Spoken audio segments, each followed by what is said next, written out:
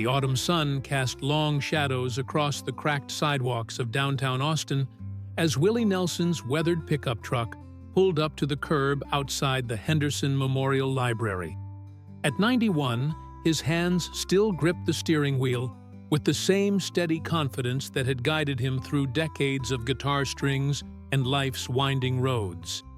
The October air carried a hint of coolness that reminded him of harvest seasons past, when the world seemed simpler and secrets stayed buried where they belonged. Willie adjusted his signature red bandana and stepped out of the truck, his worn boots making familiar contact with the Texas concrete. The Henderson Memorial Library stood before him like a monument to forgotten stories. A three-story brick building that had witnessed Austin's transformation from a sleepy college town to the bustling music capital it had become. Built in 1923, the library's Gothic Revival architecture seemed almost defiant against the glass and steel towers that had sprouted around it, like mushrooms after rain. "Mr. Nelson!" called out Margaret Thompson, the head librarian, as she emerged from behind the heavy oak doors. Margaret was 63, with silver-streaked hair pulled back in a practical bun, and eyes that sparkled with the kind of intelligence that comes from a lifetime of reading other people's stories. She had been expecting him. Willie had called 3 days prior, explaining his interest in researching the early days of Austin's music scene for a potential documentary project. "Margaret?" Willie nodded, his voice carrying that familiar gravelly warmth that had comforted millions through speakers and headphones. "Appreciate you making time for an old picker like me." "Nonsense," Margaret smiled, leading him through the marble-floored lobby, where afternoon light filtered through stained glass windows, casting colorful patterns on the reading tables where a handful of patrons sat absorbed in their books. "We're honored to have you here. The music archives are quite extensive, though I should warn you, some of the older materials are stored in less than ideal conditions." They walked past towering shelves filled with leather-bound volumes and newer paperbacks, the familiar smell of aged paper and binding glue creating an atmosphere of scholarly reverence. Willie had always found libraries peaceful, places where stories waited patiently to be discovered or rediscovered. Today felt different, though he couldn't quite put his finger on why. "I'm particularly interested in the clubs and venues from the 40s and 50s, Willie explained as they climbed a narrow staircase to the second floor. "The places that were around before the Armadillo World Headquarters, before Austin became what it is now. The real grassroots stuff." Margaret nodded enthusiastically. "Oh, we have wonderful materials from that era. Photographs, newspaper clippings, even some personal collections that were donated over the years. There's a whole section dedicated to local musicians and venues that most people have forgotten about." The research room on the second floor was a cozy space with large windows overlooking Guadalupe Street. Boxes of archived materials lined metal shelving units, each labeled with dates and subject matters in Margaret's precise handwriting. She pulled several boxes from the shelves, setting them on a large wooden table that bore the scars of decades of research projects. "These should get you started," she said, removing the lids to reveal manila folders thick with photographs, newspaper clippings, and typewritten documents. "I'll be downstairs if you need anything else. The library closes at 8, but you're welcome to stay as long as you like." Willie settled into a comfortable chair and began his journey through Austin's musical past. The first box contained photographs from the early 1950s, black and white images of small venues with names like the Blue Moon Tavern and Cosmic Charlie's. Young musicians, some he recognized, others lost to time, stood on makeshift stages with guitars and fiddles, their faces bright with the hope that music might carry them somewhere better than where they started. As the afternoon wore on, Willie found himself absorbed in the stories these documents told. There were reviews of concerts, advertisements for long-forgotten shows, and personal letters from musicians to club owners, negotiations for gigs that paid $15, and all the beer you could drink.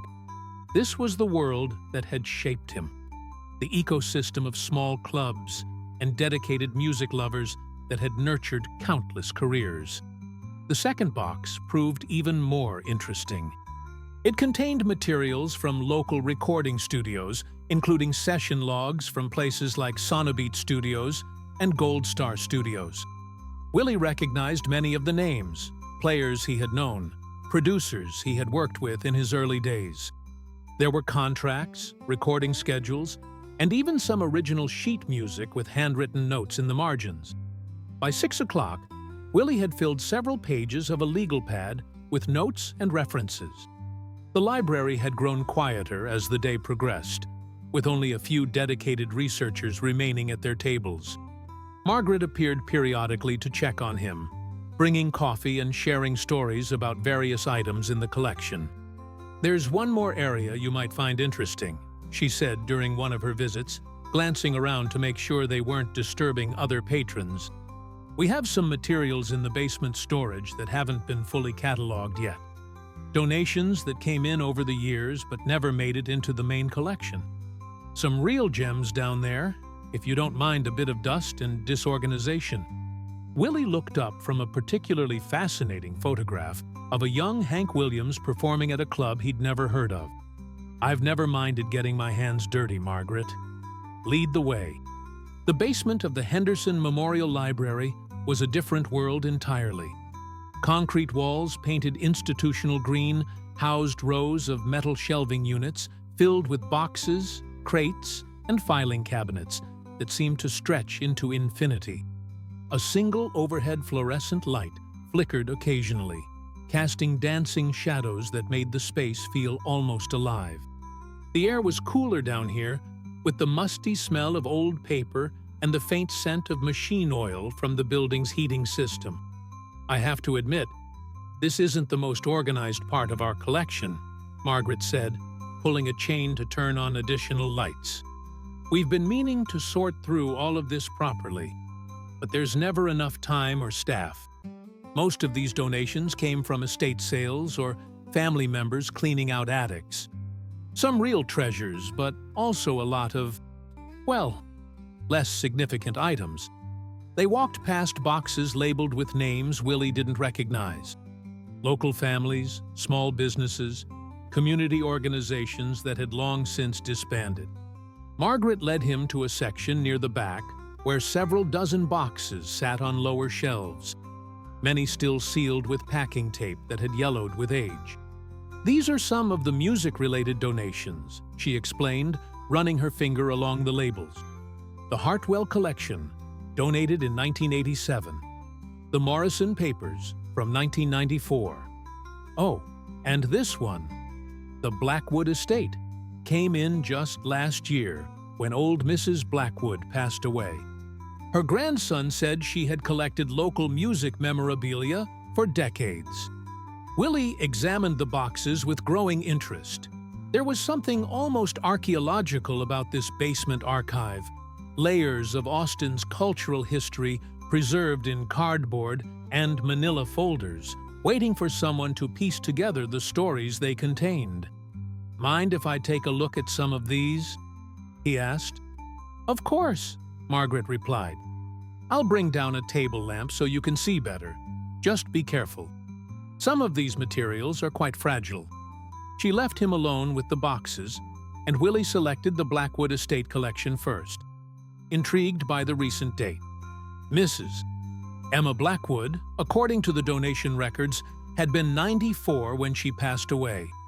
A lifelong Austin resident who had apparently saved everything from concert tickets to promotional materials from local venues. The first box contained exactly what he expected: ticket stubs, programs, photographs of local musicians from the 1960s and 70s. But the second box was different. Instead of the usual collection of memorabilia, it contained what appeared to be personal papers, letters, legal documents, and family photographs. Willie almost set it aside, thinking it had been misfiled. when a familiar name caught his eye on a manila envelope near the bottom of the box. The envelope was addressed to Emma Blackwood in careful cursive handwriting, but the return address made Willie's breath catch in his throat. It was from his own great-uncle, Thomas Hugh Nelson, a man Willie had heard stories about but had never met. Thomas had left Texas in the 1940s, family legend said, after some kind of falling out with Willie's grandfather. No one ever talked about what had caused the rift, and Thomas had died long before Willie was old enough to ask questions. With trembling fingers, Willie opened the envelope. Inside were 3 letters, dated between 1962 and 1965, along with several photographs and what appeared to be copies of legal documents. The letters were written in his great-uncle's careful script, and as Willie began to read the first one, the fluorescent light above seemed to flicker more urgently. "Dear Emma," the first letter began, "I hope this finds you well. I know it's been many years since we last spoke, but recent events have compelled me to reach out. There are things about the Nelson family that I believe someone should know, things that might matter to future generations if the truth ever needs to be told." Willie's hands shook slightly as he continued reading. The letter went on to describe Thomas's reasons for leaving Texas, a complicated story involving a business partnership with Willie's grandfather that had gone terribly wrong. But more disturbing were the hints at darker family secrets, references to the incident in 1943, and the money that was never rightfully ours, and the documents that could destroy everything we've built. The second letter, dated 2 years later, was more explicit. Thomas wrote about discovering evidence of his father's, Willie's great-grandfather's, involvement in what he described as questionable land deals during the 1920s and 30s. Apparently, the elder Nelson had acquired significant property holdings through methods that, while perhaps not illegal, were certainly unethical. There were references to displaced families, forged documents, and partnerships with men Thomas described as unsavory characters with connections to organized crime. But it was the third letter that made Willie's stomach turn. Written just months before Thomas's death in 1965, it contained the most shocking revelation of all. Enclosed with the letter were copies of bank documents and property deeds that suggested the Nelson family had been receiving income for decades from sources that Willie had never known existed. There was a trust fund, established in the 1930s and funded through the questionable land deals, that had been generating substantial income for the family for over 30 years. According to Thomas's calculations, the trust contained assets worth nearly $2 million in 1965 money, a fortune that would be worth exponentially more today. The letter explained that the trust had been managed in secret by a law firm in Dallas, with payments distributed to family members through seemingly legitimate channels. Willie's own father had apparently been receiving regular payments, though he may not have fully understood their origin. The worst part, Thomas had written in his final letter, is that I believe this money was built on the suffering of others. Families were driven from their land, legal documents were falsified, and people who should have been compensated never received what they were owed. I cannot in good conscience continue to benefit from this legacy, which is why I am documenting everything I know. Someone in the family should have this information, even if they choose not to act upon it.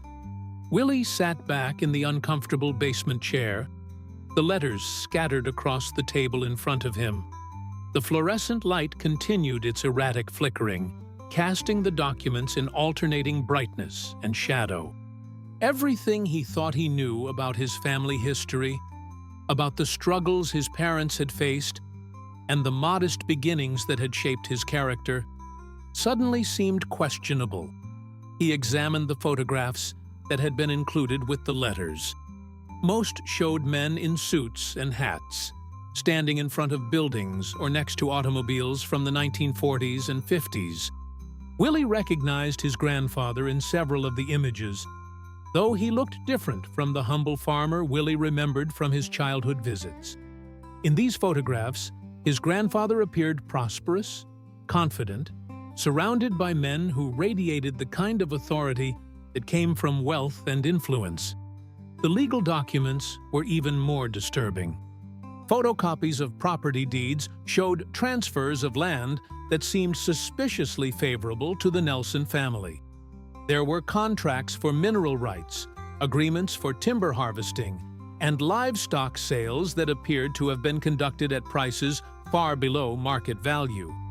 In several cases, the documents showed that the original landowners had signed over their property for nominal sums, often citing urgent personal circumstances or immediate cash needs.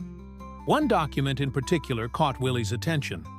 It was a handwritten letter from a Mexican-American family named Hernandez, dated 1941, addressed to Willie's great-grandfather. The letter, written in broken English, pleaded for more time to repay a loan and warned that losing their land would leave them with nowhere to go. In the margin, someone, presumably Willie's great-grandfather, had written "Foreclose immediately" in red ink. Willie found himself thinking about all the songs he had written about underdogs and working people, about the struggles of ordinary families trying to make ends meet. His music had always been rooted in empathy for those who had less, those who worked hard but couldn't seem to get ahead. Now he was faced with the possibility that his own family had been on the other side of those struggles, the ones taking advantage rather than being taken advantage of.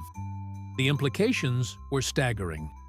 If Thomas's information was accurate, Willie's family had been receiving blood money for decades.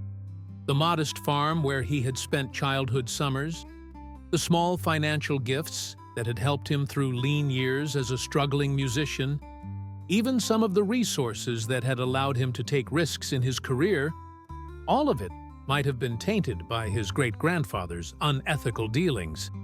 Margaret's voice, calling from upstairs, interrupted his racing thoughts. "Mr. Nelson, we'll be closing in about an hour if you'd like to wrap up down there." "Coming up in a minute," Willie called back, his voice sounding strange in the concrete basement. He carefully gathered the letters and documents, unsure what he should do with them. Technically, they belonged to the library now, part of the Blackwood estate donation, but they contained information about his family that he felt he had a right to know. Information that could potentially impact people beyond just himself. He made a decision that surprised him.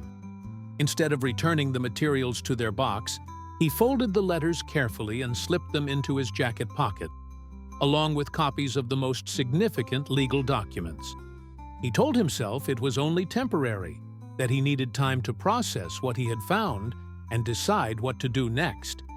But deep down, he knew he was crossing a line, taking something that didn't belong to him because he couldn't bear the thought of leaving it buried in a basement archive. The walk back upstairs felt longer than usual, his legs heavy with more than just fatigue. Margaret was waiting for him in the main reading room, helping other patrons gather their materials as closing time approached. "Find anything interesting down there?" she asked with genuine curiosity. Willie managed a smile that felt foreign on his face. "Oh, you know how it is with old papers. Lots of fascinating stuff, but most of it probably only matters to the families involved." "Well, you're welcome to come back any time," Margaret said, beginning to stack the boxes he had been using earlier. "We're always happy to help researchers, especially ones as distinguished as yourself." As Willie gathered his legal pad and pen, he noticed his hands were still shaking slightly. The weight of the documents in his jacket pocket felt enormous, as if they were made of lead rather than paper. He thanked Margaret for her help and made his way toward the library's front entrance, passing under the stained glass windows where the late afternoon sun created patterns that seemed to dance and shift like living things. Outside, Austin was settling into evening. The traffic on Guadalupe Street moved in its familiar rhythm. Students from the nearby University of Texas campus walked in groups toward restaurants and bars, and the city's soundtrack of car horns, music from open doorways, and distant construction noise provided its usual urban symphony. Everything looked exactly as it had when Willie had arrived that morning, but something fundamental had changed. He felt like he was seeing the world through different eyes, eyes that had been opened to possibilities he had never wanted to consider. He sat in his pickup truck for several minutes before starting the engine, watching people walk past on the sidewalk. A young couple laughed as they shared something on a smartphone, an elderly man fed pigeons from a paper bag, and a street musician set up his guitar case near a bus stop, preparing for the evening crowd. All of them living their lives without knowing what Willie now knew, without carrying the burden of family secrets that stretched back decades. The drive back to his house west of town usually soothed him, the familiar roads and landscape providing a sense of continuity and belonging. Tonight, however, the rolling hills and scattered oak trees seemed different, almost accusatory. How much of this land, he wondered, had been acquired through questionable means? How many families had been displaced or cheated to create the Texas he knew and loved? By the time he reached his driveway, the sun had set completely, leaving only a faint orange glow on the western horizon. Willie's house, a comfortable single-story structure surrounded by mature trees and native plants, had always been his sanctuary. Tonight, though, even home felt different. The familiar rooms seemed to echo with the voices of people he had never met, people who might have suffered so that his family could prosper.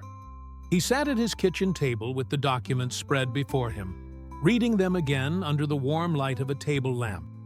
The more he studied Thomas's letters and the accompanying evidence, the more convinced he became that his great-uncle had been telling the truth. The details were too specific, the documentation too comprehensive to be fabricated. Thomas had clearly spent considerable time and effort gathering this information, driven by what appeared to be genuine remorse for his family's actions. But what was Willie supposed to do with this knowledge? Thomas had been dead for nearly 60 years, and most of the people directly affected by his great-grandfather's dealings were probably dead as well. The trust fund might still exist. The letters suggested it had been designed to continue generating income for future generations. But tracking it down would require resources and expertise that Willie wasn't sure he wanted to pursue. More troubling was the question of his own complicity. If the trust still existed, and he had been benefiting from it unknowingly, was he obligated to return the money? And if so, to whom? The original victims were long dead, and their descendants might have moved away or been impossible to trace. The whole situation seemed like a legal and ethical nightmare with no clear resolution. As the evening wore on, Willie found himself thinking about his public image and career. He had built his reputation on authenticity, on being a voice for working people and those who struggled against a system that seemed designed to keep them down. His songs celebrated underdogs and questioned authority, and his personal brand was built on being genuine and unpretentious. How would his fans react if they learned that his family fortune, however modest, had been built on the exploitation of others? The phone rang just after 10 o'clock, startling Willie from his brooding. It was his daughter Paula, calling to check on him as she did most evenings. "Hey, Daddy," her familiar voice came through the receiver, warm and concerned. "How was your day? Didn't you have that library thing today?" Willie hesitated for a moment, unsure how much to share. "Yeah, spent the day digging through old papers and photographs. Research for that documentary idea. Find anything interesting?" "More than I expected," Willie replied, his voice carrying a weight that Paula immediately picked up on. "You sound tired, Daddy. Everything okay?" Willie looked at the documents still scattered across his kitchen table, their secrets seeming to pulse with malevolent energy in the lamplight. "Just been a long day, honey. Lots to think about. They talked for a few more minutes about family news and upcoming plans, but Willie found it difficult to concentrate on the conversation. Every word felt like a performance, a maintenance of normalcy, when everything had fundamentally changed. After hanging up, he carefully gathered the documents and placed them in a manila envelope, which he then locked in the small safe he kept in his bedroom closet. Sleep came fitfully that night, interrupted by dreams of faceless families packing their belongings into trucks, driving away from land that had been in their families for generations. In his dreams, Willie stood watching from a distance, unable to move or speak, while his great-grandfather counted money and laughed with men in expensive suits. Willie woke before dawn, the October darkness still pressing against his bedroom windows. The events of the previous day crashed over him like a cold wave the moment consciousness returned, and he lay in bed for several minutes, hoping that perhaps the documents in his safe were just part of an elaborate nightmare. But the weight in his chest and the queasy feeling in his stomach confirmed that everything he had discovered was terribly real. He made coffee and sat on his back porch, watching the eastern sky gradually lighten over the distant hills. The familiar ritual of morning coffee usually centered him, but today the bitter warmth seemed to mock his need for comfort. Somewhere out there, he thought, there might be families who never recovered from what his great-grandfather had done to them. Children and grandchildren who had grown up in poverty because their ancestors had been cheated out of what was rightfully theirs. By 7:30, Willie had made a decision. He needed help, legal advice, historical research, and perhaps, most importantly, someone to talk through the ethical implications of what he had discovered. He thought of Robert Hayes, a lawyer who had handled various business matters for him over the years. Robert was discreet, thorough, and had the kind of moral compass that Willie trusted in complex situations.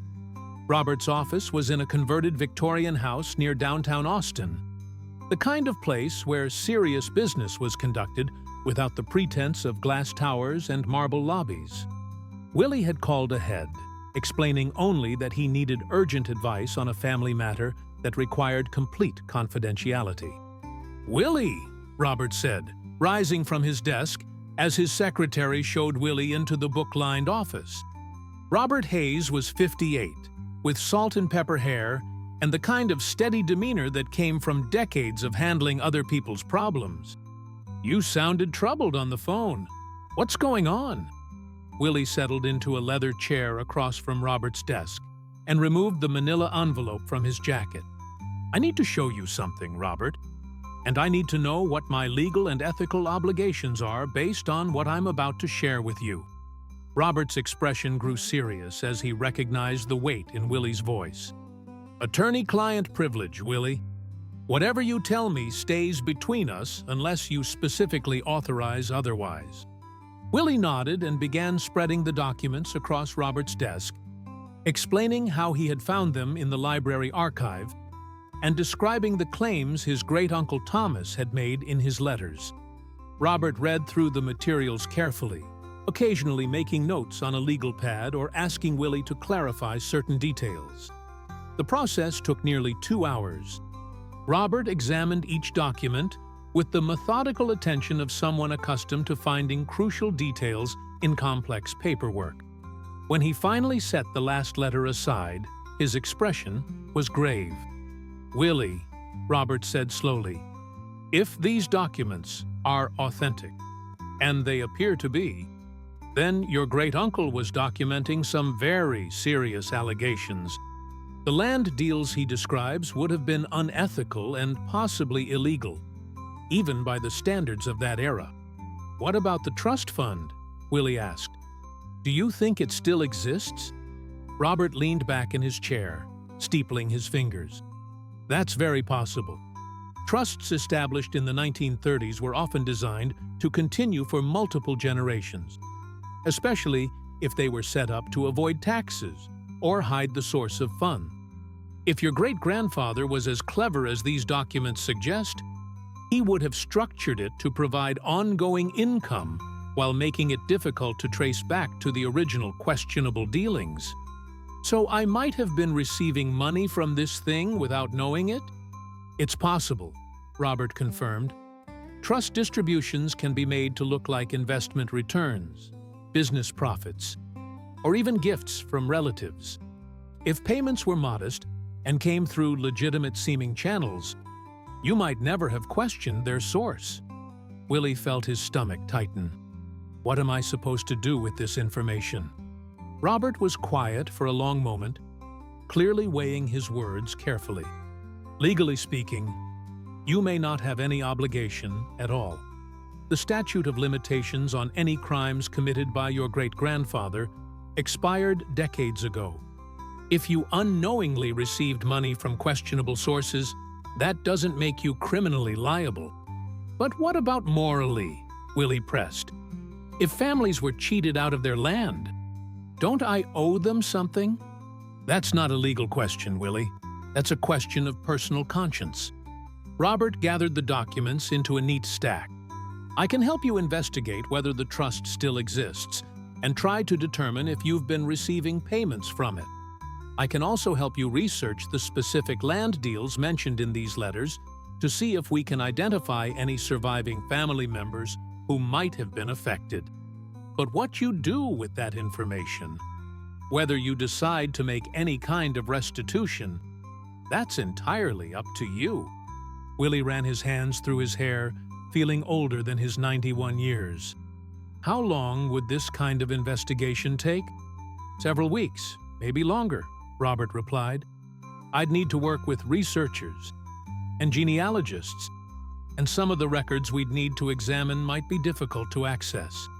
It's not going to be cheap, and there's no guarantee we'll find definitive answers. Do it, Willie said without hesitation. I need to know the truth, whatever it costs. As Willie left Robert's office, he felt both relieved to have shared the burden and terrified of what the investigation might reveal. The late morning sun seemed too bright, the Austin traffic too loud, as if his senses had been heightened by stress and anxiety. He drove aimlessly for a while, eventually finding himself parked at Zilker Park, where families were enjoying the mild October weather. Watching children play on the playground equipment, Willie thought about legacy and inheritance. Those kids would grow up with whatever advantages or disadvantages their parents and grandparents had created for them. Some would benefit from family wealth built through honest work and good decisions, while others would struggle because of poverty or circumstances beyond their control. Willie had always assumed he fell somewhere in the middle.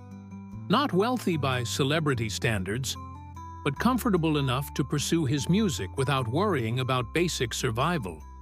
Now he was facing the possibility that his comfort had come at the expense of others, that his ability to take risks and follow his artistic vision had been subsidized by money taken from families who had needed it more.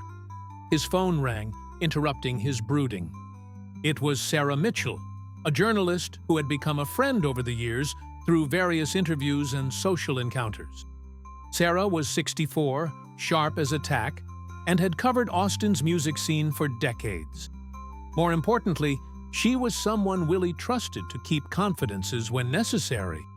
"Willie," Sarah's voice came through the phone, crisp and concerned. "I heard through the grapevine that you were at the Henderson Library yesterday doing some kind of research. Working on a book or something?" Willie hesitated. Sarah had reporters' instincts that were legendary in Austin journalistic circles. She could sense a story the way a bloodhound could sense a trail. "Just looking into some local music history, Sarah. Nothing too exciting." Sarah replied, and Willie could hear the skepticism in her voice. "Well, if you ever want to talk about whatever you found there, you know where to find me. Sometimes it helps to have a friend who knows how to handle sensitive information." After hanging up, Willie realized that Sarah might actually be exactly the kind of help he needed. If his investigation revealed information that needed to be made public, Sarah would know how to present it fairly and accurately. And if he decided to keep the information private, she was someone who could help him think through the implications without judgment. The next few days passed slowly. Willie tried to maintain his normal routine, practicing guitar, working on songs, handling the business aspects of his career, but his concentration was shot. The documents in his safe seemed to call out to him, demanding attention and action. He found himself checking the news obsessively, looking for stories about family secrets and corporate scandals, trying to understand how other people had handled similar situations. On Thursday afternoon, Robert called with preliminary findings from his investigation. "Willie, I think you need to come in. We've found some things you need to see." Willie arrived at Robert's office within an hour, his anxiety level approaching panic. Robert's secretary led him directly into the conference room, where Robert had spread several new documents across a large table. "I've been working with a researcher who specializes in Depression-era land transactions," Robert began without preamble. "We've been able to verify many of the claims in your great-uncle's letters. The land deals he described did happen, and they followed patterns that were common among unscrupulous operators of that era." Robert pointed to a map of central Texas covered with colored pins. "The red pins show properties that your great-grandfather acquired between 1932 and 1941. The blue pins show properties that were foreclosed or sold under distress during the same period. There's a significant overlap." Willie studied the map, seeing a visual representation of what might have been his family's systematic exploitation of economic hardship. "How many families are we talking about?" "At least 15 that we can document directly. Possibly more," Robert replied. "Most were small farmers or ranchers who got caught in the economic squeeze of the Depression. Your great-grandfather appears to have provided short-term loans with terms that were almost impossible to meet, then foreclosed when the borrowers inevitably defaulted. And the trust fund?" Robert's expression grew even more serious. "It exists, Willie. It's still active, managed by a firm in Dallas that specializes in long-term family trusts. And according to the records I've been able to access, you've been receiving distributions from it for over 40 years. The room seemed to tilt around Willie. "How much?" "The payments have varied over time, but they've averaged about $18,000 per year. Sometimes more, sometimes less, depending on the trust's investment performance." Robert paused to let that sink in. "Over 4 decades, you've received approximately $700,000. Willie sat down heavily in one of the conference room chairs. $700,000. Money that had helped him weather lean periods. Money that had allowed him to turn down offers that didn't feel right artistically. Money that had contributed to his ability to make music on his own terms. All of it potentially blood money, built on the suffering of families whose names he was only now learning. "There's more," Robert continued. "The trust is structured to continue making payments to your descendants. Your children and grandchildren are scheduled to receive distributions for the next 50 years, assuming the principal remains intact." Willie felt like he was drowning in ethical quicksand. "Who manages it now? Can I just stop taking the money?" "You can refuse future distributions, but that would just leave the money in the trust to accumulate. The management firm takes their fees regardless." Robert sat across from Willie, his expression sympathetic. "Willie, I've seen a lot of complicated family situations over the years. This is certainly unusual, but it's not unprecedented.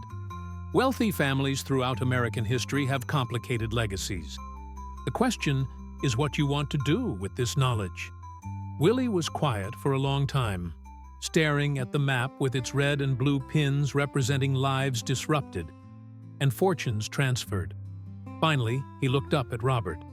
"Can you identify descendants of the families who were affected?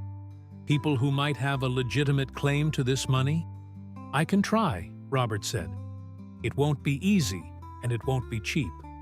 Some families moved away after losing their land, and tracking down current descendants after 80 years will require extensive genealogical research. And there's no guarantee that any legal remedy would be available even if we find them. I don't care about legal remedies, Willie said firmly. I care about doing what's right. Robert nodded. I'll expand the investigation. But Willie, you should think carefully about this. Once we start reaching out to descendant families, word is going to spread. This kind of story has a way of taking on a life of its own.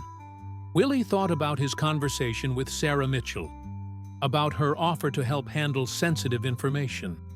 Maybe that's not entirely bad, he said. Maybe some stories need to be told, even if they're uncomfortable. As Willie drove home that evening, he passed the Henderson Memorial Library, where this journey had begun just 5 days earlier. The building looked the same, but Willie felt fundamentally changed by what he had learned since walking through those heavy oak doors. He was no longer just Willie Nelson, the country music icon with a humble background and authentic connection to working people. He was also Willie Nelson, the unwitting beneficiary of a family legacy built on exploitation and greed. That night, he called his children, Paula, Amy, and his sons Lucas and Micah, and asked them to come to the house over the weekend for a family meeting. He told them it was important, but didn't explain why, not wanting to have these conversations over the phone. They all agreed to come, though he could hear concern in their voices. Willie spent Friday alone, walking around his property and thinking about the weight of secrets. The land around his house had been in his family for decades, purchased with money that might have been tainted by his great-grandfather's dealings. The trees he had planted, the studio where he had recorded some of his most personal songs, the sanctuary he had created for himself and his family, all of it now felt different, as if the very soil carried the memories of injustice. He found himself thinking about the songs he had written over the years, songs about fairness and justice and standing up for people who couldn't stand up for themselves. Songs like Living in the Promised Land and Whatever Happened to Peace on Earth had come from a genuine place of concern for others. But now he wondered if there was an element of subconscious guilt driving his empathy. Had some part of him always known that his family's comfortable circumstances were built on shaky moral foundations? Saturday morning arrived gray and overcast, with low clouds promising rain before evening.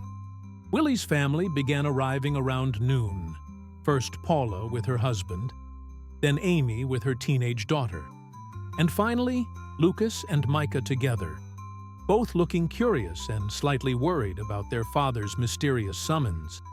They gathered in Willie's living room, a comfortable space dominated by his piano, and walls covered with photographs from decades of musical collaborations. Willie had always been direct with his children, even when the topics were difficult. But this conversation felt different. He was about to share information that would fundamentally change how they understood their family history and their own place in the world. "I need to tell you all something," Willie began, settling into his favorite armchair, while his family arranged themselves on the couch and surrounding chairs. "Something I discovered this week that affects all of us." He told them everything, starting with his visit to the library and ending with Robert's investigation results. His children listened in stunned silence as he described Thomas's letters, the evidence of their great-great-grandfather's unethical land deals, and the trust fund that had been providing income to their family for decades. Paula was the first to speak, her voice tight with emotion.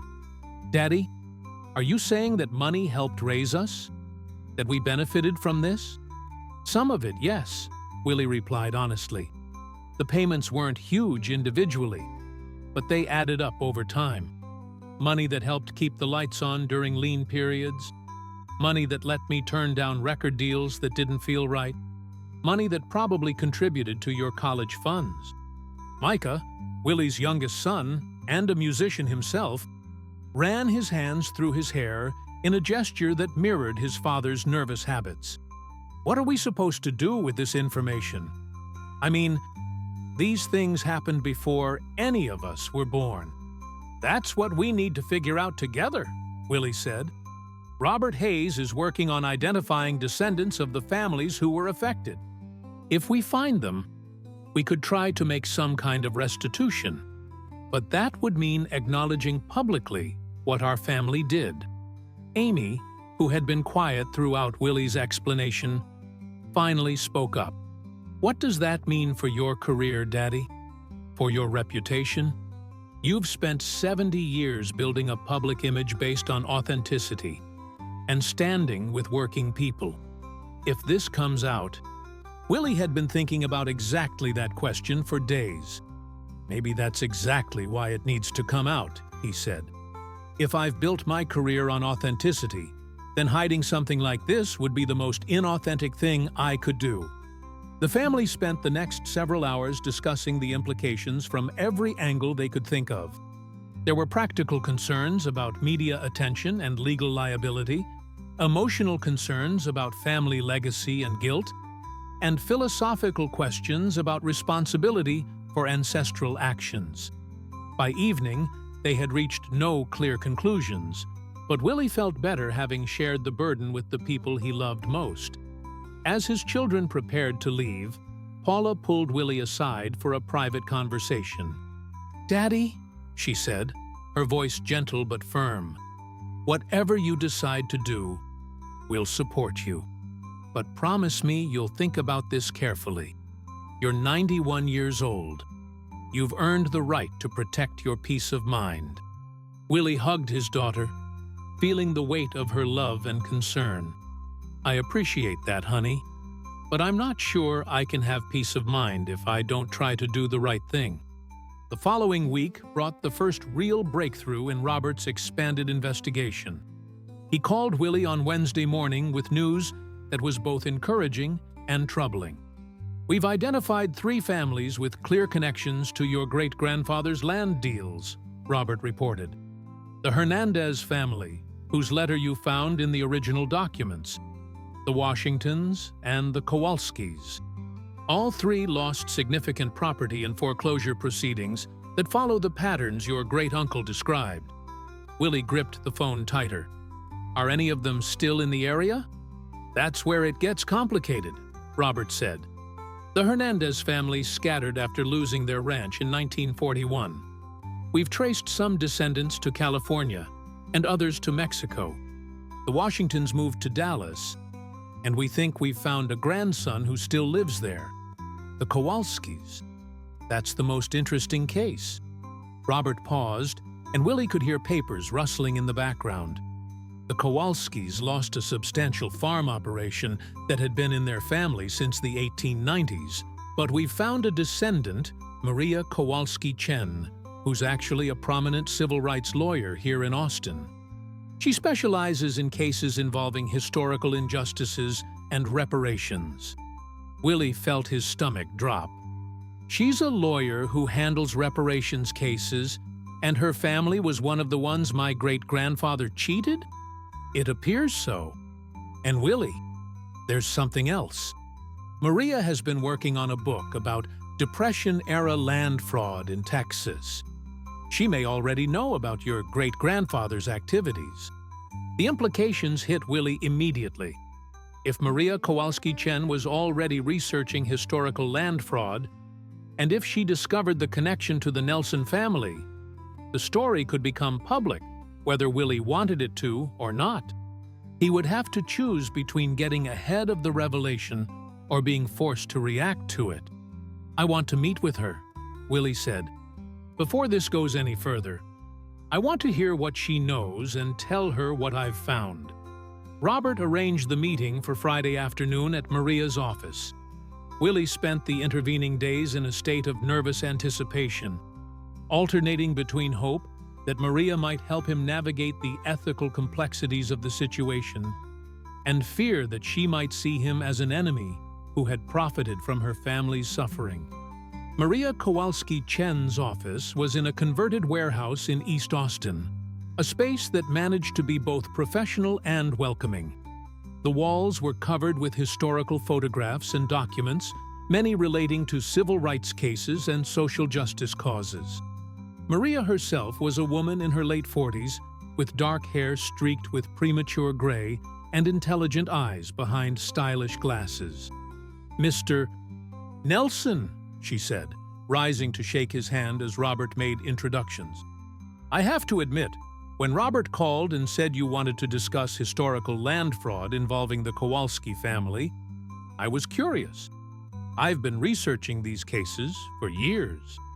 Willie settled into a chair across from Maria's desk, feeling nervous in a way he hadn't experienced since his earliest performing days. "Ms. Chen, I'm here because I recently discovered some information about my family that I think you need to know about. Information that relates to your research." He told her about finding Thomas's letters and documents, about the investigation Robert had conducted, and about the discovery that he had been unknowingly receiving money from the trust established with proceeds from questionable land deals. Maria listened without interruption, occasionally taking notes or asking for clarification on specific details. When Willie finished his account, Maria was quiet for a long moment. Finally, she opened a thick folder on her desk and removed several documents. "Mr. Nelson," she said, "I've been researching your great-grandfather's activities for over 3 years. The Kowalski farm was one of 11 properties I've documented that he acquired through what can only be described as predatory lending practices." She spread the documents across her desk, showing Willie property records, court filings, and newspaper clippings that painted a detailed picture of systematic exploitation. "Your great-grandfather would approach struggling farmers with offers of short-term loans to help them weather temporary difficulties. The terms seemed reasonable initially, but they included clauses that made default almost inevitable. When borrowers couldn't repay, he would foreclose immediately and acquire the properties for a fraction of their actual value." Willie examined the documents with growing horror. The scope of his great-grandfather's activities was even broader than Thomas's letters had suggested. "How many families lost their land?"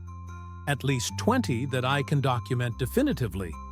"Probably more," Maria replied. "The total value of the properties involved, in today's dollars, would be somewhere around $30 million. The number made Willie dizzy. $30 million worth of land and livelihoods stolen from families trying to survive the Great Depression. And according to Robert's investigation, at least part of that wealth had been flowing to Willie and his family for decades. "Ms. Chen," Willie said, his voice hoarse with emotion, "what can I do to make this right?" Maria studied him carefully, as if trying to determine whether his remorse was genuine. "That's a complex question, Mr. Nelson.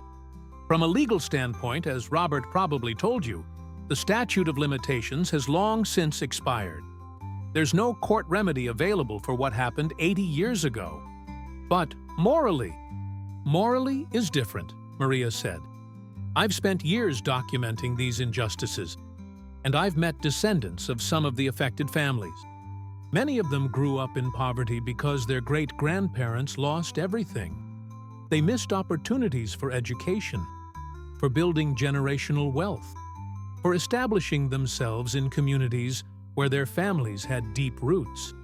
Willie felt the weight of her words settling on his shoulders like a lead blanket. "If you were in my position, what would you do?" Maria was quiet for a moment, then pulled out a photograph from her folder. It showed a family of 5 standing in front of a substantial farmhouse, the parents looking proud and hopeful despite the hard times visible in their weathered faces and simple clothing. "This is my great-grandmother, Helena Kowalski, with her husband and children in 1940, Maria said. "They lost everything the following year when your great-grandfather foreclosed on their farm. Helena lived to be 94, and until the day she died, She talked about that farm, about the fruit trees she had planted, the garden where she grew vegetables for the whole family, the community they had been part of for 50 years. Maria set the photograph where Willie could see it clearly.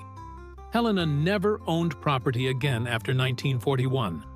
She cleaned houses and took in sewing to help support the family. Her children grew up moving from rental to rental, never having the stability or opportunities they would have had if they had kept the farm. Willie stared at the photograph, seeing dignity and strength in Helena Kowalski's face, along with the kind of hope that made the subsequent tragedy even more heartbreaking. What happened to the farm after your family lost it? Your great-grandfather held it for 2 years, then sold it to a development company for 10 times what he had paid for it. Maria replied, "It's a shopping center now, a strip mall with a grocery store and a dry cleaner." The conversation continued for another hour, with Maria sharing similar stories about other affected families. The pattern was always the same. Hard-working people who had built their lives around land and community, suddenly displaced by circumstances beyond their control, forced to start over with nothing, while others profited from their misfortune.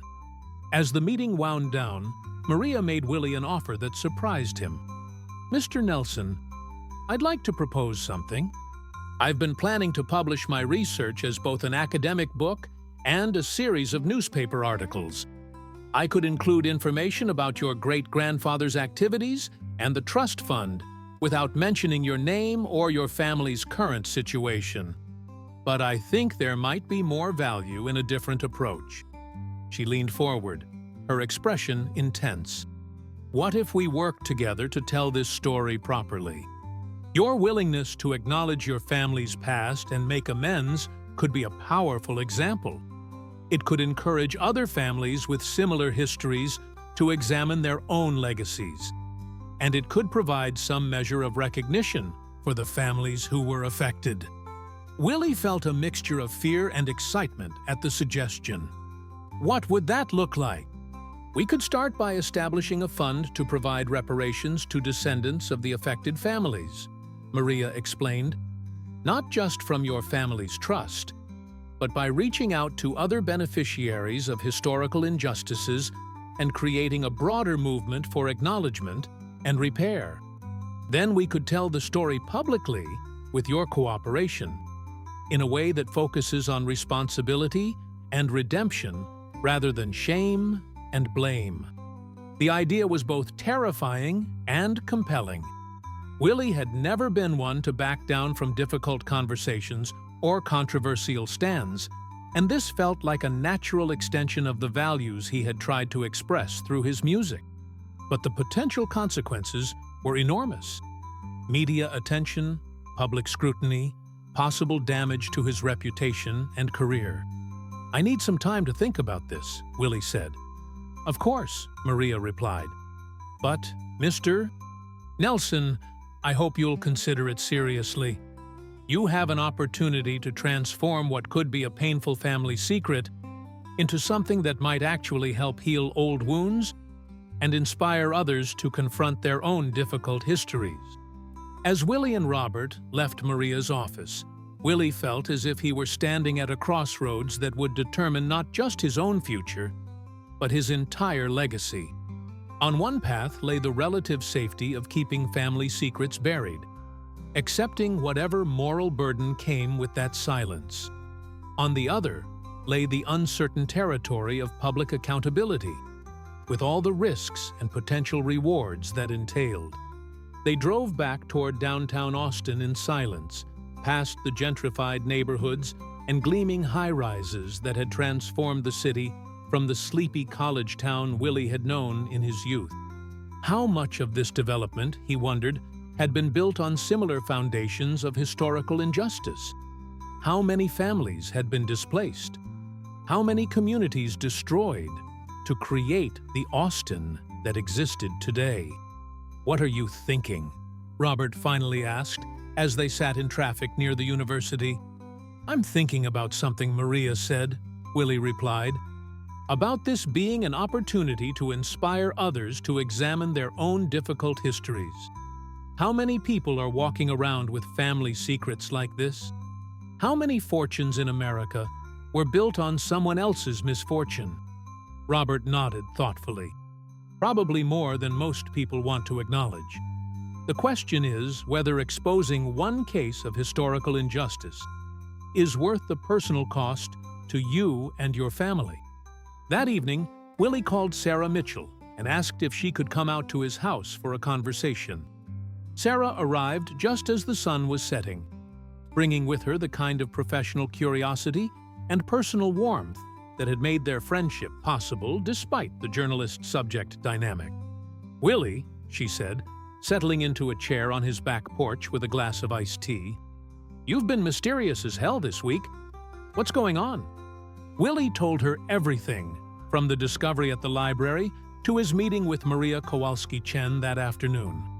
Sarah listened with the focused attention of someone accustomed to processing complex information quickly, occasionally asking questions but mostly letting Willie talk through the entire situation. When he finished, Sarah was quiet for several minutes, watching the last light fade from the western sky. "Willie," she finally said, "this is a hell of a story. And I mean that in every possible sense.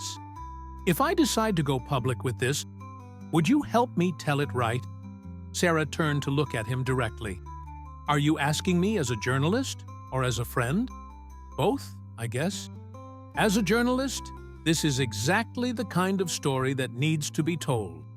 Historical injustices, family secrets, moral reckonings. It hits all the elements that make people pay attention to important issues they might otherwise ignore." Sarah paused to sip her tea. "As your friend, I'm worried about you. You're 91 years old, Willie. You've earned the right to enjoy your legacy without having to litigate your great-grandfather's sins." Willie leaned back in his chair, feeling the familiar comfort of Sarah's straightforward honesty. "But what if staying quiet makes me complicit in perpetuating those sins?"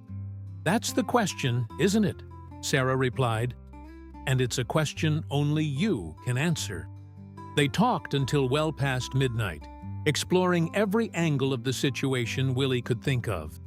Sarah's journalistic instincts helped him understand how the story might be received by different audiences, while her friendship helped him think through the personal and family implications of going public.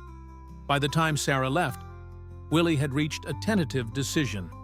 He would work with Maria to establish a reparations fund, using money from the trust and potentially his own resources to provide some measure of compensation to descendants of the affected families.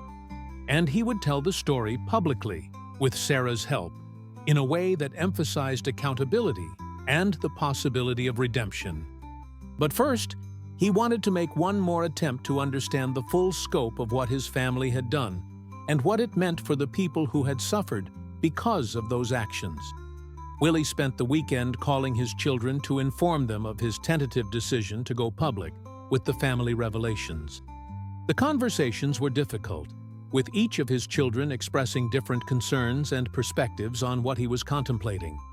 Paula worried about the impact on his health and peace of mind, arguing that at 91, he had earned the right to protect himself from unnecessary stress and controversy.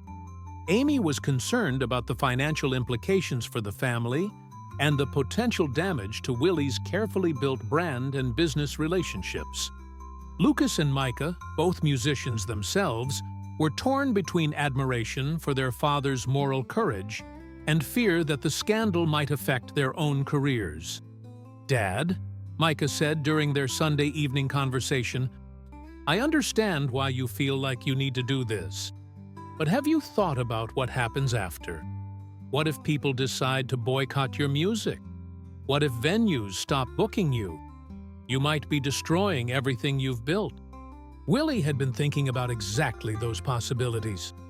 "Son, I've been making music for 70 years. If people decide they can't listen to it anymore because of something my great-grandfather did before I was born, then maybe that music wasn't as important to them as I thought it was. But privately, Willie was wrestling with many of the same fears his children had expressed. His career had been built on authenticity and connection with working people, many of whom might see his family's historical wealth as a betrayal of the values he had claimed to represent. The potential for backlash was enormous, and the possibility that his legacy might be permanently tainted was very real. Monday morning brought an unexpected development. Robert Hayes called with news that changed everything.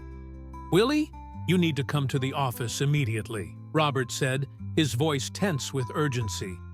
"We have a problem." Willie arrived at Robert's office within 30 minutes to find the lawyer pacing behind his desk with obvious agitation. Spread across the conference table were printouts of what appeared to be online articles and social media posts. "Someone leaked the story," Robert said without preamble. "Not the whole thing, but enough to cause serious problems." Willie examined the printouts with growing alarm. A gossip website called Austin Insider had published an article titled "Willie Nelson's Dark Family Secret" that outlined some of the basic facts about his great-grandfather's land deals and the existence of the trust fund. The article was thin on details and heavy on speculation, but it contained enough accurate information to suggest that someone with knowledge of Willie's situation had provided information to the reporter. "How did they get this?" Willie asked. "I don't know," Robert replied. "It could have been someone at the library, someone at the trust management company, or someone involved in our investigation. The genealogist I hired works with multiple clients, and information has a way of spreading in small communities." Willie read through the article more carefully, noting how the sparse facts had been embellished with sensational language and wild speculation about the current value of the trust fund and Willie's personal wealth. The comments section below the article was already filling with reactions ranging from disappointment to outrage to accusations of hypocrisy. "What do we do now?" Willie asked. "We get ahead of it," Robert said firmly. "If you were already considering going public, now we don't have a choice. We need to control the narrative before it gets completely away from us." "What's wishes?" Willie called Sarah Mitchell from Robert's office, explaining the situation and asking if she could expedite whatever timeline she had been considering for breaking the story properly. Sarah promised to start working on a comprehensive article immediately, but warned that even the fastest legitimate journalism would take time to research and write properly. "The gossip sites and social media are going to fill the information vacuum with speculation and rumors," Sarah warned. "You need to make some kind of public statement quickly, even if it's just to acknowledge that there's a story and promise to address it fully soon." Willie spent the rest of Monday consulting with his publicist, his business manager, and his family about how to handle the immediate crisis. By evening, they had developed a strategy.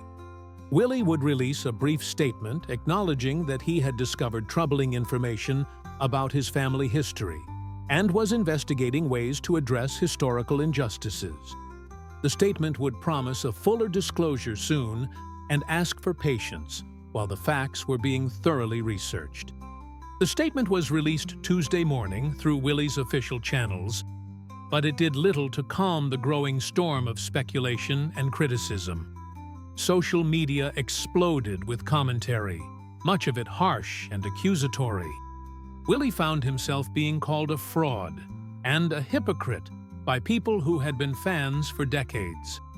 Radio stations in several markets announced they were removing his music from rotation pending further developments. The media attention intensified throughout the week. Entertainment reporters camped outside Willie's house and office, shouting questions whenever he appeared in public. Tabloid websites published increasingly outlandish theories about the extent of Willie's family wealth and his knowledge of its origins.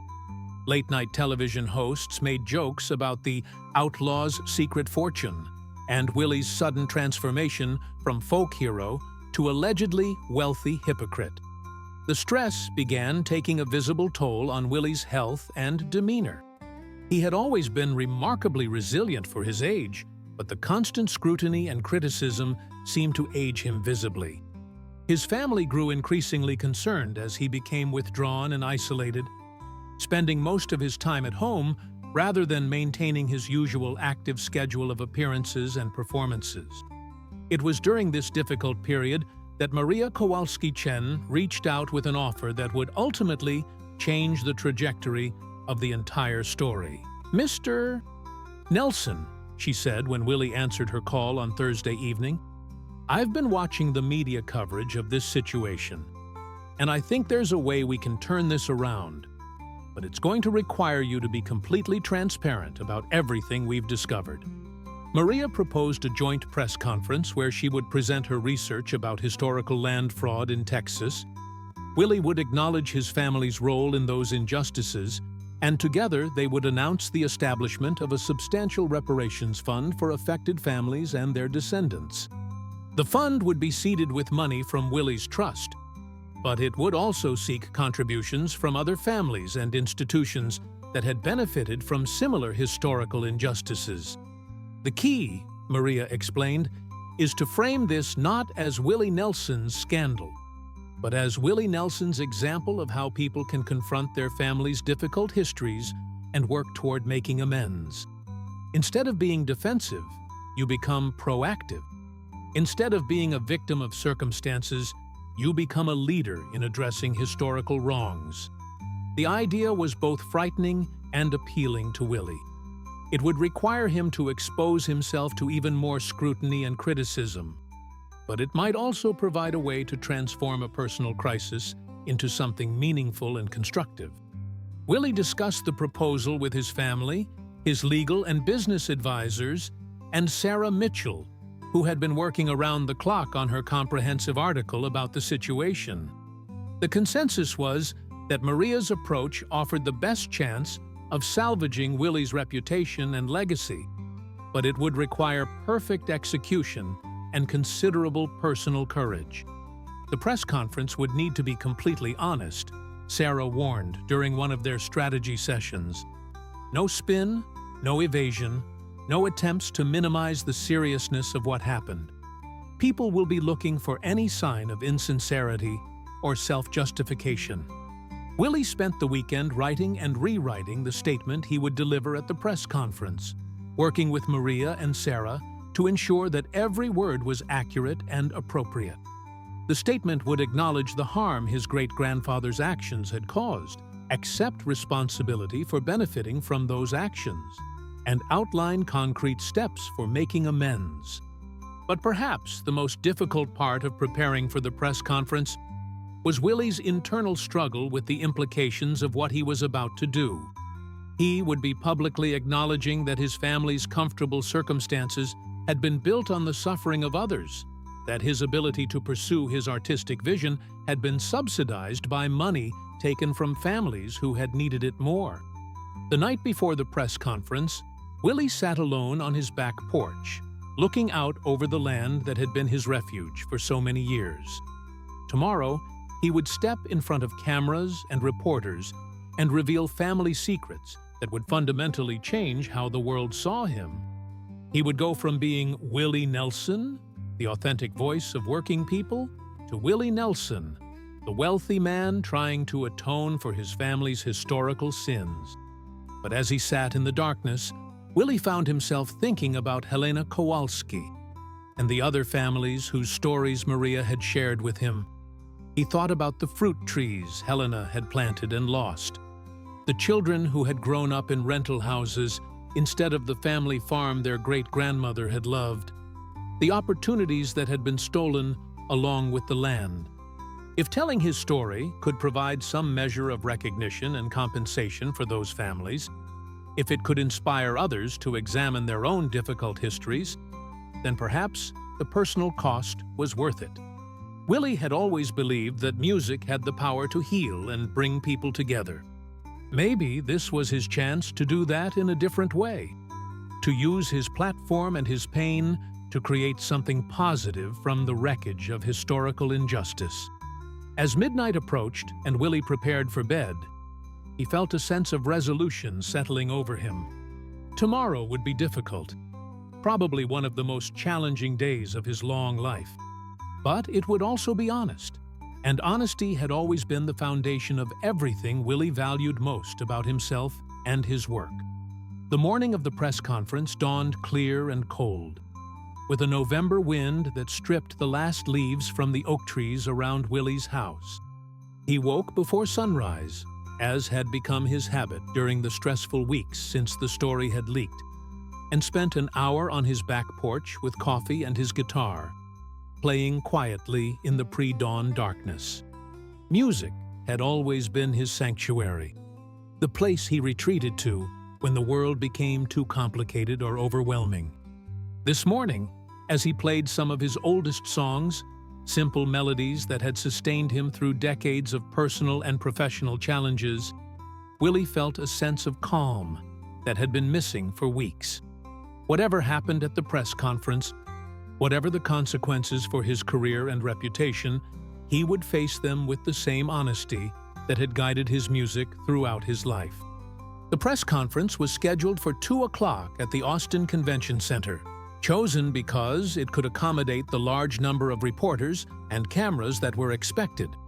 Willie arrived an hour early with Sarah Mitchell and Robert Hayes, wanting time to compose himself and review his statement one final time. The convention center's main auditorium had been transformed into a media circus. Television cameras lined the back wall. Photographers positioned themselves at angles that would capture both Willie and Maria Kowalski-Chen at the podium.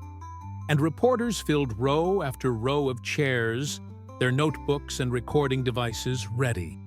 Willie recognized faces from local Austin media, but there were also representatives from national news networks, entertainment shows, and major newspapers. Maria arrived shortly after Willie, carrying a thick folder of documents and looking remarkably composed for someone about to help expose one of the most significant cases of historical land fraud in Texas history. She had spent the past week preparing visual aids and organizing her research to present the story as clearly and comprehensively as possible. "Are you ready for this?" she asked Willie as they stood in a preparation room adjacent to the main auditorium. "As ready as someone can be for destroying their own reputation," Willie replied with a wry smile. "But I've been thinking about what you said about this being an opportunity to inspire others to confront their difficult histories. If we can do that, maybe it's worth whatever happens to me personally." At exactly 2 o'clock, Willie and Maria walked onto the stage and took their positions behind a podium decorated with both the convention center's logo and a banner reading "Historical Justice Initiative." The room fell silent as Willie adjusted the microphone and looked out over the sea of expectant faces. "Thank you all for coming," Willie began, his voice steady despite the magnitude of what he was about to reveal. "I'm here today to talk about some things I recently learned about my family history. Things that have caused me to question everything I thought I knew about where I came from and how I got to where I am today."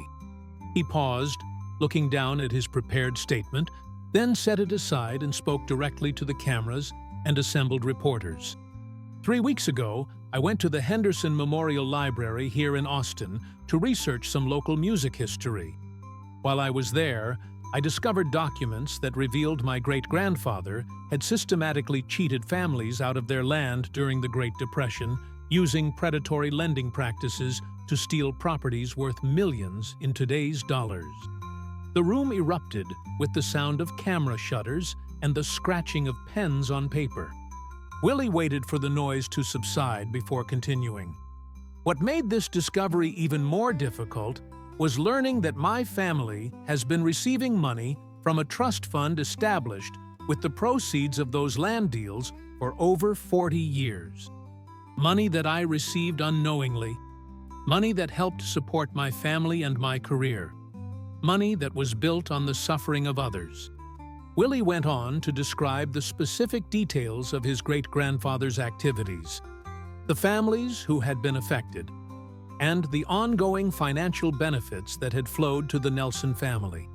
He spoke about his initial instinct to keep the information private, and his gradual realization that silence would make him complicit in perpetuating historical injustices. "I want to be clear about something," Willie said, his voice growing stronger as he moved into the heart of his statement. "I didn't know about any of this until 3 weeks ago. But ignorance doesn't absolve me of responsibility. When you benefit from someone else's suffering, even unknowingly, you have an obligation to make it right when you learn the truth." Maria then took the podium to present her research, using charts and photographs to illustrate the scope of the land fraud scheme and its impact on affected families. She spoke about Helena Kowalski and the other families whose stories she had documented, bringing human faces and voices to what might otherwise have remained abstract historical facts. The families who lost their land didn't just lose property. Maria explained, they lost their roots, their sense of place, their ability to build generational wealth, and their connection to communities where they had lived for decades. The ripple effects of these injustices extended through multiple generations, affecting children and grandchildren who never knew the security and opportunities their families should have provided. When Maria finished her presentation, Willie returned to the podium to announce the concrete steps he was taking to address his family's historical wrongs. "Today, I'm announcing the establishment of the Historical Justice Reparations Fund, which will provide direct financial compensation to descendants of families affected by my great-grandfather's actions," Willie said. "The fund is being seeded with $700,000, the total amount my family received from the trust over 40 years, plus an additional $300,000 from my personal resources." But Willie's announcement went beyond just financial reparations. He outlined a broader initiative that would work with researchers and genealogists to identify other cases of historical land fraud in Texas and encourage families who had benefited from such injustices to contribute to remediation efforts. "This isn't just about my family or the families we harmed," Willie explained. "This is about acknowledging that much of the wealth and prosperity we see around us was built on foundations that weren't entirely legitimate or fair. If we want to build a more just society, we have to be willing to confront these uncomfortable truths and work toward making amends." The press conference lasted nearly 2 hours, with Willie and Maria fielding questions from reporters about everything from the legal implications of the revelations to the potential impact on Willie's career. Willie answered every question with remarkable candor, never attempting to minimize his family's responsibility or deflect blame onto his long-dead great-grandfather. When one reporter asked whether Willie was concerned about the potential damage to his reputation and legacy, he paused for a long moment before answering. "I've been making music for 70 years, Willie said.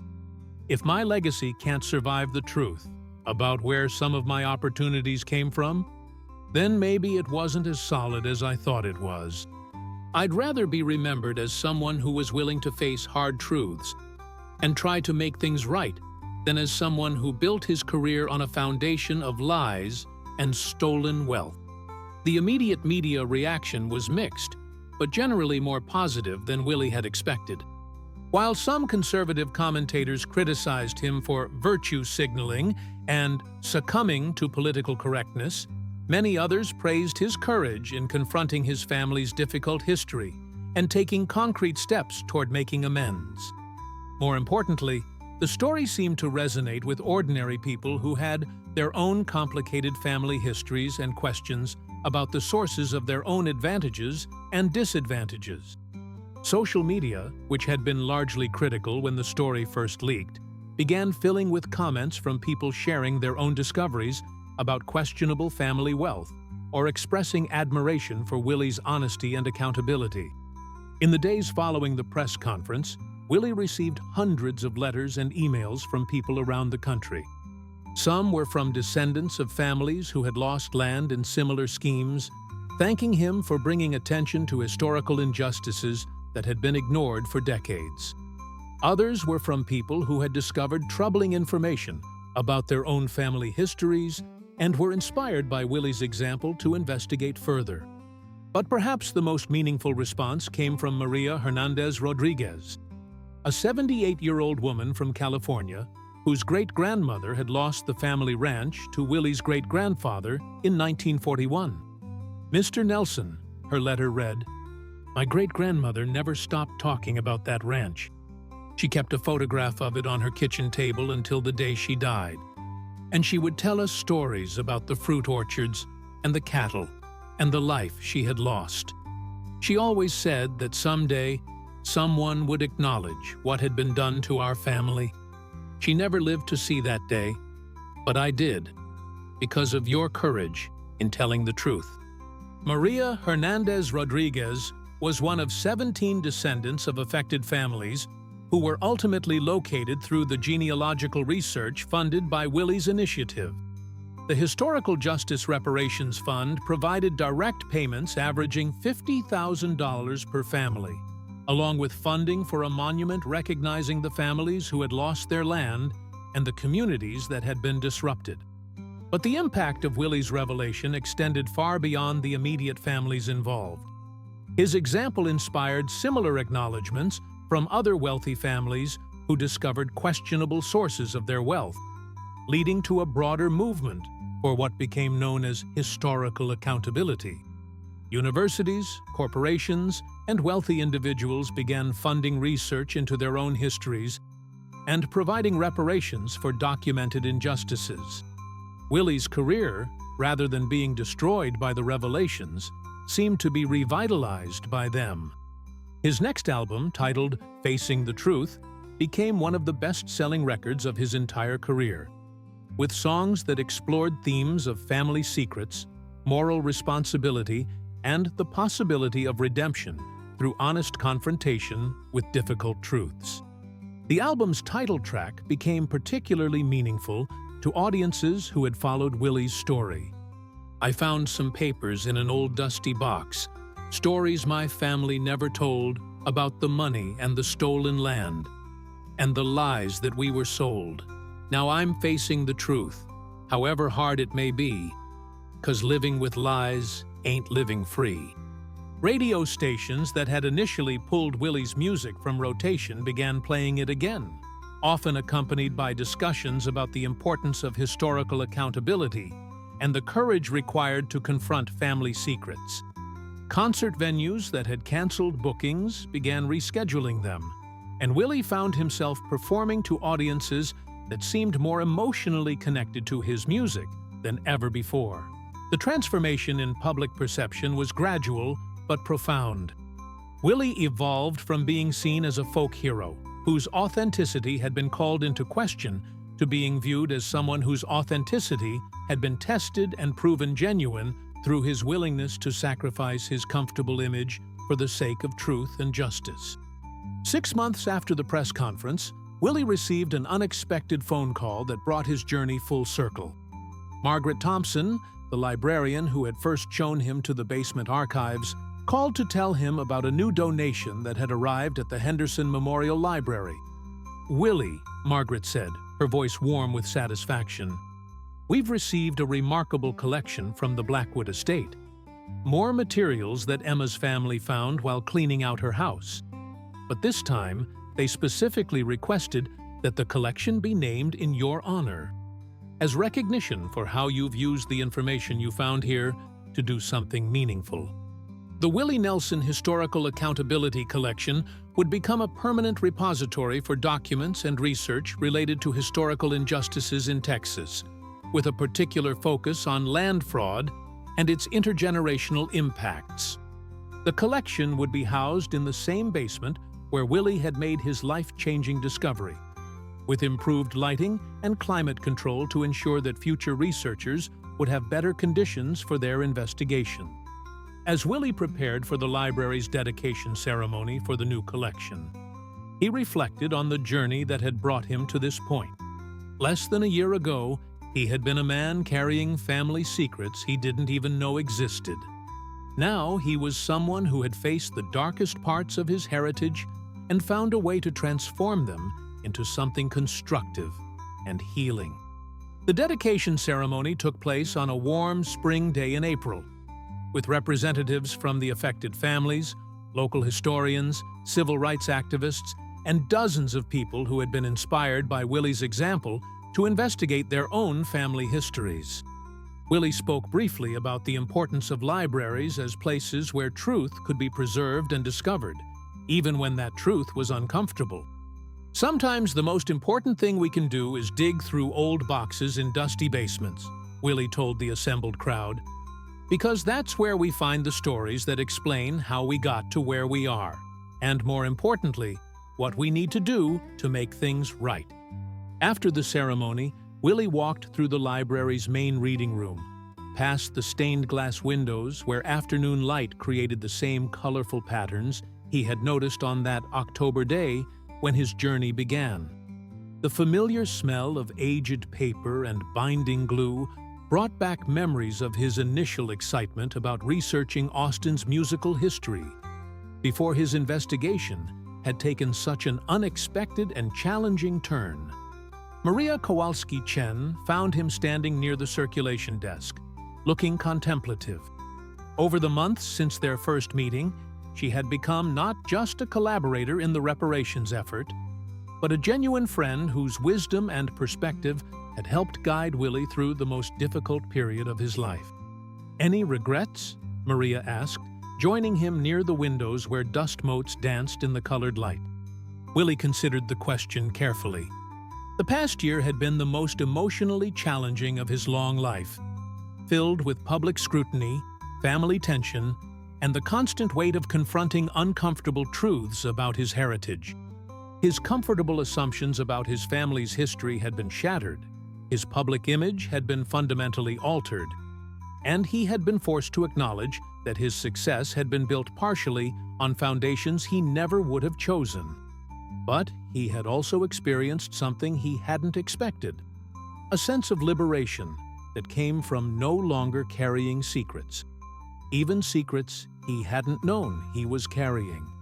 The burden of hidden shame had been replaced by the lighter weight of acknowledged responsibility and concrete action toward making amends. "No regrets about telling the truth," Willie finally answered. "Maybe some regrets about how long it took the truth to come out. How many years my family benefited from money that belonged to someone else?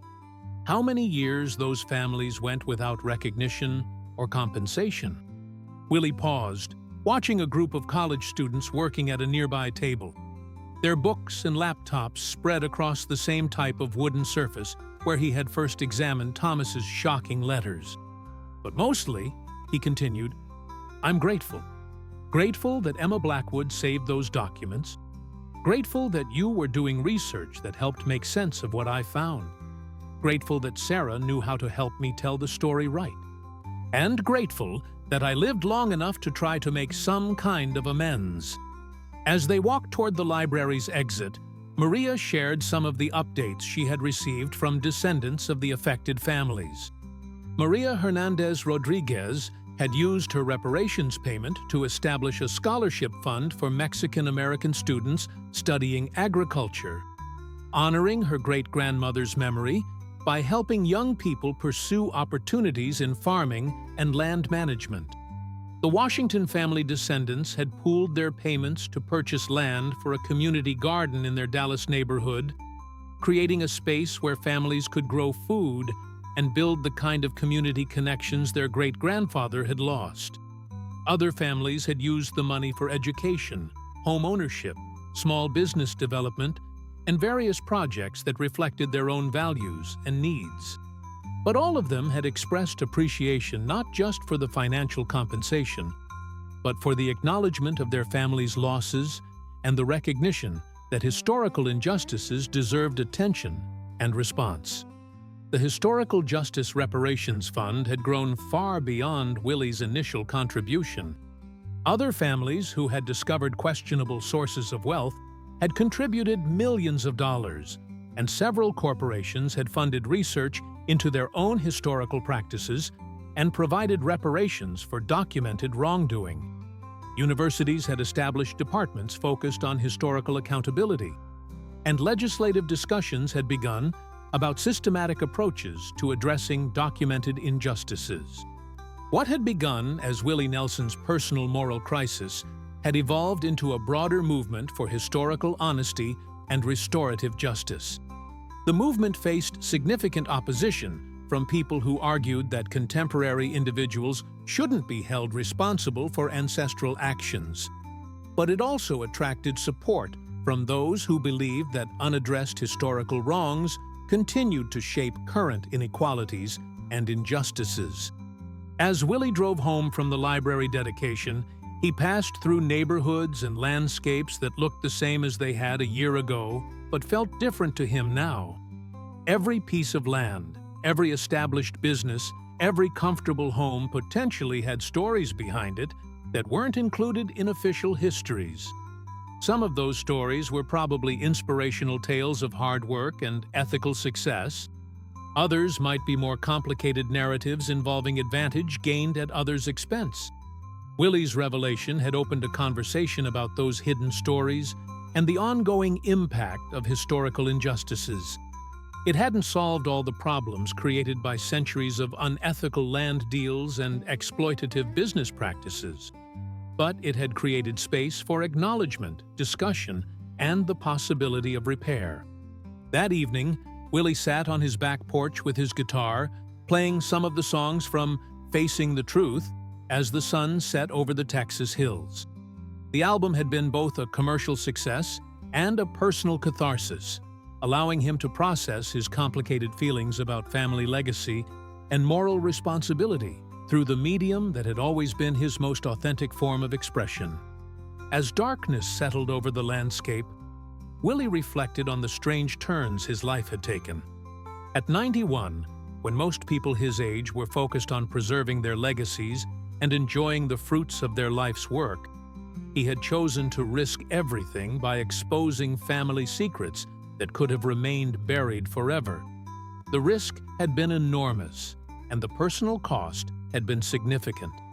But it had also provided him with something he hadn't expected: a sense of completion, of having lived long enough to face the hardest truths about his family's history, and find a way to transform those truths into something constructive and healing. Willie's phone rang as he was preparing to go inside for the evening. It was Paula, calling with news that brought a smile to his weathered face. "Daddy," she said, her voice bright with excitement, "I just got off the phone with a woman in New Mexico whose great-grandfather lost land to our great-great-grandfather. She wanted me to know that she's using her reparations money to buy back part of the original family ranch. She's going to raise cattle on it, just like her great-grandfather did." Willie closed his eyes, picturing a woman he had never met working land that her family should never have lost, rebuilding connections that had been severed by his ancestors' greed. It wasn't a complete restoration. Too much time had passed. Too many opportunities had been lost. But it was something. It was acknowledgement, recognition, and the possibility of new beginnings built on honest foundations. "That's good news, honey," Willie said. "Real good news." After hanging up, Willie remained on his porch for a while longer, looking up at the stars that had been shining over Texas long before his great-grandfather's schemes, long before the families who suffered because of them, and would continue shining long after everyone involved in this story had passed into history. But for tonight, under those ancient stars, Willie Nelson felt something he hadn't experienced in many years: the deep satisfaction of having told the truth completely, regardless of the cost, and having found a way to transform family shame into something that might actually make the world a little more just. The journey that had begun with curiosity about Austin's musical history had ended with a fundamental transformation in how Willie understood his place in the world and his responsibility to others. It had been painful, complicated, and sometimes overwhelming, but it had also been the most important work of his long life. As Willie finally went inside, he passed by the small safe in his bedroom closet, where he had once hidden Thomas's letters in fear and confusion. The safe was empty now, its secrets exposed to the light and transformed into something that honored both the truth of what had happened and the possibility of repair and redemption. Willie Nelson had discovered a rare document about his family in an old library, and he had decided to reveal everything in public. In doing so, he had not only confronted his own difficult heritage, but had also inspired others to examine their own family secrets and work toward a more honest and just understanding of how wealth and advantage had been created and maintained across generations. The story that had begun in the dusty basement of the Henderson Memorial Library had become something much larger than one man's moral reckoning. It had become a testament to the power of truth-telling, the possibility of redemption through honest accountability, and the importance of using whatever platform and resources one possessed to address historical injustices and work toward a more equitable future. And in the end, that was a legacy Willie Nelson could live with and die with in peace.